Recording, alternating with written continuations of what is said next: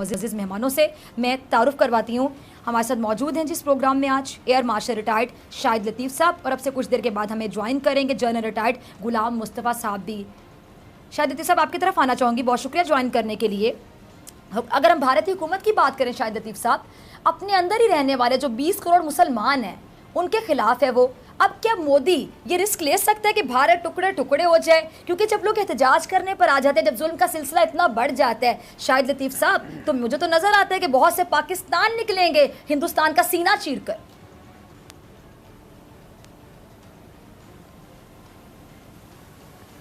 دیکھیں, آپ نے بالکل صحیح مثال دی کہ 80 لاکھ جو کشمیری ہیں جن سے وہ قابو نہیں کیے جا سکے, وہ 20 کروڑ مسلمانوں کو قابو کریں گے.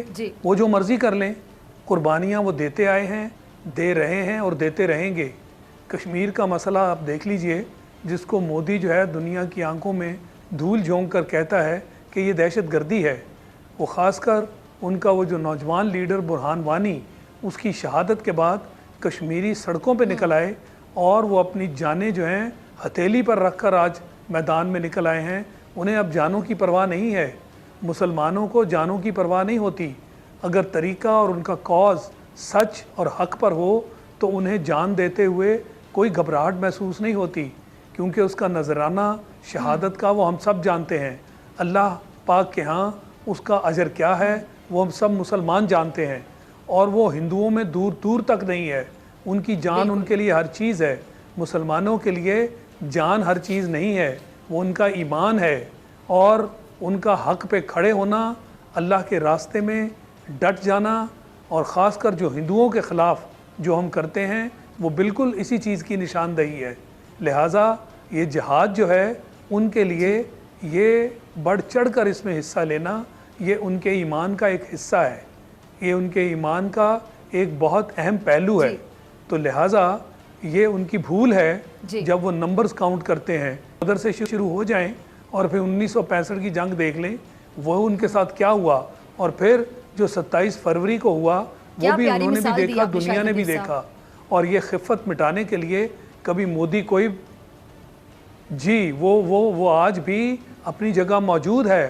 اللہ نے ہمارا ساتھ دیا, اور وہ جو سرجیکل سٹرائک اور نہ جانے پاکستان کو تنہا کرنے کے لیے کیا کیا بڑے بڑے نعرے لگاتے تھے, ان کو منہ کی کھانا پڑی.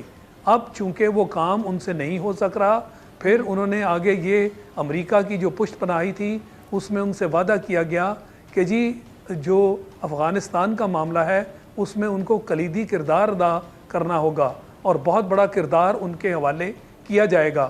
وہ بھی نہیں ہو سکا. اور یہ سیکولر بھارت جو ہے, اس کی دنیا میں اتنی جگ ہنسائی ہوئی ہے کہ جہاں تمام اقلیتوں کے ساتھ جو وہاں سلوک کیا جا رہا ہے وہ دنیا دیکھ رہی ہے, اور دنیا جو ہے وہ پریشان بھی ہے. اور بار بار اس مودی کو وارن کیا جا رہا ہے کہ جو 2 نیوکلیئر ملک ہیں جو آپس میں ہمسائے ہیں, یہ معاملہ دنیا میں اور کسی جگہ بھی نہیں کہ دونوں ہمسائے ملک جن میں اس حد تک شدت سے محاذ آرائی ہو اور وہ نیوکلیئر ممالک ہوں, یہ کہیں اور نہیں. دنیا اس فلیش پوائنٹ کو انڈرسٹینڈ کرتی ہے اور وہ بار بار اس کو وارننگ دے رہی ہے. مگر یہ پاگل آدمی, ہٹلر نما آدمی, اور اس کی پارٹی جو RSS جو بالکل وہی حرکتیں کر رہی ہے جو نازی نے, ہٹلر کی نازی پارٹی نے یہودیوں کے ساتھ کیا تھا, یہ اس چیز کو اور اس تاریخ کو دہرا رہا ہے. مگر اس کو سمجھ نہیں آ رہی کہ اس دنیا میں فرعون جیسے بھی لوگ آئے, مگر جو ان کے ساتھ ہوا وہ بھی تاریخ کا ایک حصہ ہے. تو ان کے ساتھ جو ہونے جا رہا ہے, جیسے آپ نے کہا کہ اس کو سمجھ نہیں آ رہا, یہ بھی اللہ کا قانون ہے. ایسے موذی آدمی سے اللہ اس کی عقل بھی چھین لیتا ہے. بالکل نشان عبرت ہے.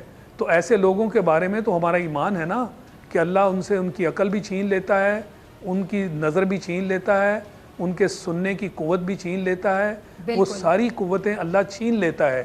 یہ وہ شخص ہے, اور جو پوری دنیا کو نظر آ رہا ہے, صرف وہ اپنے آپ کو نہیں دیکھ رہا, یا وہ جو پاگل اس نے ہندوتوا کے نام پر جو ایکسٹریمسٹ انتہا پسند ہندو بنا ڈالے ہیں. یہ کدھر گیا سیکولر سٹیٹ جو ان کے بڑوں کا سیکولر سٹیٹ تھا؟ وہ کہیں دور تک نظر آتا ہے؟ پوری دنیا اس کو دیکھ رہی ہے, اور پوری دنیا ٹھیک۔ کی نظر میں یہ وہ ملک ہے جو کہ اقلیتوں پر ظلم کی انتہا کر رہا ہے. جو کشمیر کی بربریت ہے اب وہ زبان زد عام ہے, اب وہ دنیا میں جگہ جگہ اس کا نام لیا جا رہا ہے. ٹھیک ہے جی. اس شخص نے اور ہندوستان کی حکومتوں نے وہ چیز چھپا رکھی تھی, مگر اب وہ چھپانے کے قابل نہیں ہے. تو میں سمجھتا ہوں اور میں دیکھ رہا ہوں وہ ناگارام, وہ میزورام, ناگالینڈ اور آسام میں جو کچھ ارد گرد ہو رہا ہے, اور وہ اسٹیٹ جو ہیں جنہوں نے ہندوانہ اور ہندوتوا کی اقلیت کو ماننے سے اور ریاست کی پالیسیوں کو قبول کرنے سے انکار کر دیا ہے, یہ وقت کی بات ہے اور یہ وقت دور نہیں ہے جبکہ ہندوستان کے ٹکڑے ٹکڑے ہم اللہ کرے کہ ہم اپنی زندگی میں ان کو دیکھ سکیں. یہ ہونے جا رہا ہے. ٹھیک ہے جی. جنرل غلام مصطفیٰ نے بھی ہمیں جوائن کرے. جنرل صاحب وارم ویلکم. جنرل لطیف صاحب آپ کی بھی گفتگو سنی. اب